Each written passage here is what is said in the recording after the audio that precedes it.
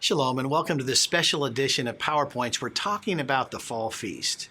So now we have had the awakening blast where you've got revelation and nuggets that have come and new ideas, new thoughts, some correction and direction, which is great.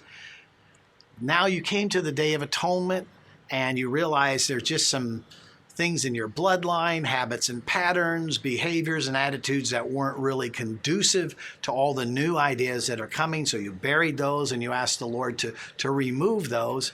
And now you're preparing yourself for the Feast of Tabernacles, or in Hebrew, Sukkot. So when was the first Sukkot? The first Sukkot was after the children of Israel, so to say, see the pattern. They left Egypt, right?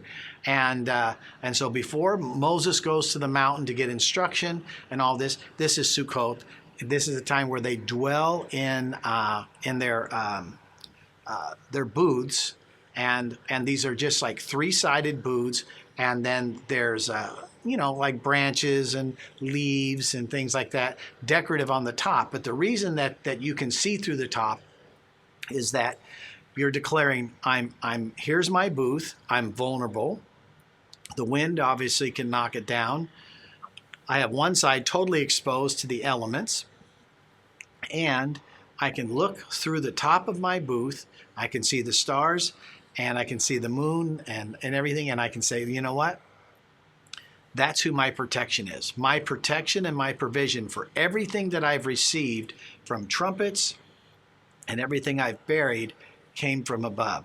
This is a time of when you're saying, okay, now I have to walk out what God has given me, and we call it abiding. I need to abide in His presence. So we're going to talk about that a little bit more this week. But this is a time of preparation to abide in His presence, to actually have the manifestation where you have persistency and consistency, and you stay so consistent and focused until the result comes. Not everything that is spiritual that comes to manifest itself in his life isn't going to come without a fight. And that fight is in consistency. It's the fight of faith. It's staying in faith and not walking in unbelief. And so there's an abiding place here, and there's a marriage covenant. I'll talk to you more about that this week. But right now, I want you to be prepared to say, I'm leaving Egypt, and I'm going to be out in the wilderness in my booth, but I feel perfectly safe because I'm in the center of God's will. See you tomorrow.